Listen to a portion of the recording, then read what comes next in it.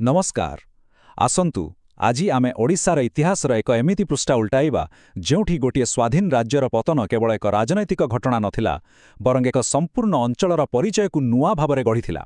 एहा सही 200 वर्षर कहानी जहा ओडिशार भाग्यकु सबुदिन पई बदलाई देइथिला। तो एठी गोटे बड़ प्रश्न उठुछि, जेतेबेले विजयर झड़ गोटे सभ्यता उपरे माड़ी जाए सेतेबेले तार परिचय कौन पूरापूरी ध्वंस होई जाए ना सेही ध्वंसावशेषरू एक नुआ परिचयर जन्म हुए। आजिर आलोचनारे आमे एही जटिल प्रश्नर उत्तर खोजिबाकू चेष्टा करिबा। आमर कहानी आरंभ हेउछि 16 शताब्दीर मध्यभागरू।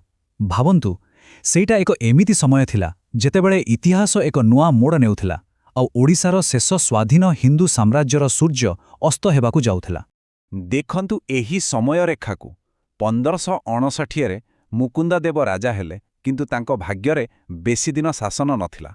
मात्र 9 वर्ष भितरे 1568 रे अफगान माने आक्रमण कले आ ओडिशार स्वाधीनतार दीप लिभिगला एवं 1593 बेलू राजा मान सिंह नेतृत्व ओडिशा संपूर्ण भावे मुगल साम्राज्यर एक अंश पाल्टी सारिथिला।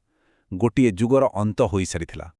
आउ एही ऐतिहासिक नाटकर मुख्य चरित्र माने थिले एमाने। गोटे पटे मुकुंददेव ओडिशार शेष स्वाधीनतार प्रतीक, तांको विपक्षरे बंगाळार सुल्तान सुलेमान कर्रानी जिए एही आक्रमणर पूरा योजना करिथिले। किंतु सबुठु भयंकर चरित्र थिला कलापाहाड़, जार ना आजि भी ध्वंसर प्रतिशब्द। तार आक्रमण केवल पत्थरर मंदिरकू भांगी नथिला बरं ओडिशार लोकंक मनोबलकू भांगी देइथिला। युद्धार धूଳି थमिबा परे मोगल माने शासनर नक्शा तैयारी करिबा आरंभ कले। आ मने रखिबाकू हेबो, मोगल माने केवल वीर योद्धा नथिले, सेमाने बहुत निपुण प्रशासक मध्य थिले। सेमाने ओडिशाकू एमिति एक ढांचारे गढ़िले जार प्रभाव आजि पर्यंत रहिছে। तो सेमाने केमिति ओडिशाकू एत्ते बड़ साम्राज्ୟରେ मिसाइले? सेमाने सुबाहा नामक एक प्रशासनिक व्यवस्था व्यवहार कले। एहाकू आपण आजिर राज्य बा प्रदेश भଳି भाबी पारिबे। आउ 1607 मसीहारे कटकू एही नुआ सुबाहार मुख्य केन्द्र करागला, जहा आगामी शह शह वर्ष पाई ओडिशार शासनर केन्द्रबिंदु होई रहिला। किंतु मोगल मानकर सबुठारु बड़ एवं सबुठारु स्थायी दान थिला एही विभाजन। देखंतु सेमाने ओडिशाकू दुई भागरे बांटी देले। गोटे पटे मोगलबंदी माने उपकूलर उर्वर धनी अंचल जहा सीधा दिल्लीरू शासित हेउथिला, आउ अन्य पटे गड़जात माने पहाड़िया दुर्गम अंचल जोंटी स्थानीय राजामानंकू शासन करिबाकू दिया जाइथिला। एही रेखा केवल मानचित्ररे नथिला, एहा ओडिशार भविष्यतकू निर्धारण करिथिला। प्रशासन तो ठीक ही गला। एबे आसिला अर्थनीतिर कथा। आउ एठी गोटे आश्चर्यजनक कथा हैला, मोगल साम्राज्यर स्थिरता जोगु ओडिशा जहा दिने एक कोणरे पड़ी रहिथिला ताहा हठात विश्व वाणिज्यर एक गुरुत्वपूर्ण केन्द्र पाल्टिगला। कल्पना करंतु से दृश्य। बालेश्वर आ पिपली बंदररे विदेशी जहाजर लंबा लाइन, सेथिरु ओल्हाउछि आ लदा होछि ओडिशार सबुठु भल जिनिस। सूक्ष्म मसलिन कपड़ा, चाउल, लुण आ जहाज तैयारी पाई शक्त काठ।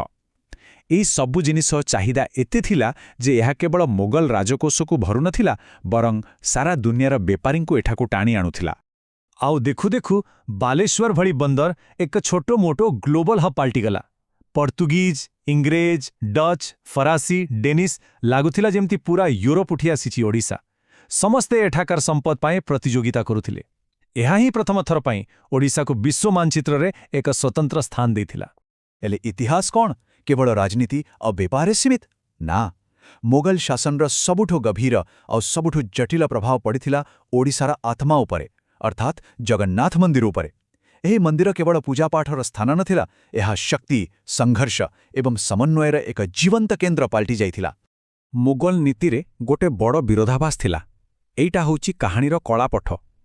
हासिम खान को भली लोभी सुबादार माने थिले जेउमानको आखिरे मंदिर केवल सुना रूपार एक भंडार थिला। सेमाने बारंबार मंदिर लूट करुथिले, जहा ओडिया अस्मिता उपरे एक सीधासळख आघात थिला। किंतु एबे देखंतु कहानीर आरपट। एहा बहुत आश्चर्यजनक। अकबर और जहांगीरको भली चतुर सम्राट जानिथिले जे खाली खंडारे ओडिशाकू शासन करिहेब नाही, लोकंकर भावनाकू सम्मान देबाकू पड़िबो। सेथिपाई सेमाने मंदिरर सुरक्षा पाई राजकीय फरमान बा आदेश जारी करुथिले। एहा धार्मिक सहनशीलताठू अधिक एक प्रकारर राजनैतिक बाध्यबाधकता थिला। तो एही 200 वर्षर संघर्ष आउ समन्वय भितरु एक नुआ मिश्रित संस्कृतिर जन्म होला। ଏହାର ପ୍ରମାଣ ଆଜି ବି ଆମ ଚାରିପାଖରେ ଅଛି। କଟକର କଦମୀ ରସୁଲ ଦରଗାକୁ ଦେଖନ୍ତୁ। ଆମେ ଯେଉଁ ଓଡ଼ିଆ କହୁଛେ ସେଥିରେ କେତେ ଯେ କାନୁନ, ଦରବାର ଭଳି ପାର୍ସୀ ଶବ୍ଦ ଅଛି। ଆଉ ସବୁଠୁ ବଡ଼ ଉଦାହରଣ ହେଉଛନ୍ତି ସାଲୱେଗ।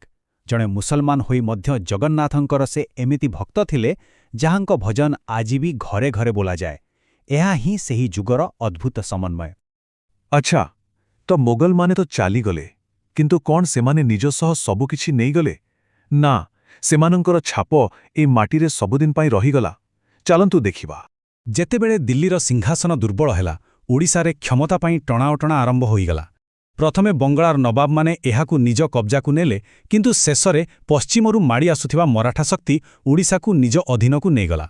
ଆଉ ଶେଷରେ 1751 ମସିହାରେ ସେହି ଦିନ ଆସିଲା। ଏକ ସନ୍ଧିପତ୍ର ଉପରେ ଦସ୍ତଖତ ହେଲା, ଆଉ ଓଡ଼ିଶାରେ 200 ବର୍ଷର ମୋଗଲ ଶାସନର ଆନୁଷ୍ଠାନିକ ଭାବେ ଅନ୍ତ ହେଲା। ଆଉ ଓଡ଼ିଶାର ସବୁଠୁ ଧନୀ ଅଞ୍ଚଳ, ସେହି ମୋଗଲବନ୍ଦୀ ମରାଠାମାନଙ୍କ ହାତକୁ ଚାଲିଗଲା। ଏବଂ ଏଇଟା ହିଁ ସବୁଠୁ ଗୁରୁତ୍ୱପୂର୍ଣ୍ଣ କଥା। ଦେଖନ୍ତୁ, ଶାସକ ବଦଳିଲେ, ମୋଗଲଙ୍କ ଜାଗାରେ ମରାଠା ଆସିଲେ, ତାପରେ ଇଂରେଜ ଆସିଲେ, କିନ୍ତୁ ଗୋଟିଏ ଜିନିଷ ବଦଳିଲା ନାହିଁ। ସେଇଟା ହେଲା ମୋଗଲମାନେ ତିଆରି କରିଥିବା ପ୍ରଶାସନର ଢାଞ୍ଚା। ସେହି ମୋଗଲବନ୍ଦୀ ଆଉ ଗଡ଼ଜାତର ବିଭାଜନ ଏତେ ଗଭୀର ଥିଲା ଯେ ଏହା ପରବର୍ତ୍ତୀ ସବୁ ଶାସକଙ୍କ ପାଇଁ ଶାସନର ମୂଳଦୁଆ ପାଲଟିଗଲା। ଏହା ହିଁ ଥିଲା ମୋଗଲମାନଙ୍କର ସବୁଠାରୁ ସ୍ଥାୟୀ ଉତ୍ତରାଧିକାର। ତ ଶେଷରେ ଆମେ ସେହି ମୂଳ ପ୍ରଶ୍ନକୁ ଫେରିଆସୁଛୁ। ଯେତେବେଳେ ଗୋଟେ ଶକ୍ତିଶାଳୀ ସାମ୍ରାଜ୍ୟ ଇତିହାସରେ ମିଶିଯାଏ, ତାପରେ ରହିଯାଇଥିବା ଲୋକଙ୍କ ପାଇଁ ତାର ପରିଚୟ କ'ଣ ହୁଏ? ଧ୍ୱଂସକାରୀରେ ପରିଚୟ ନା ନିର୍ମାତାଙ୍କର? ଲୁଣ୍ଠନର ଚିତ୍କାର ନା ସମନ୍ୱୟର ସଙ୍ଗୀତ? ଏହି ପ୍ରଶ୍ନ ଉପରେ ଚିନ୍ତା କରିବା ନିହାତି ଜରୁରୀ।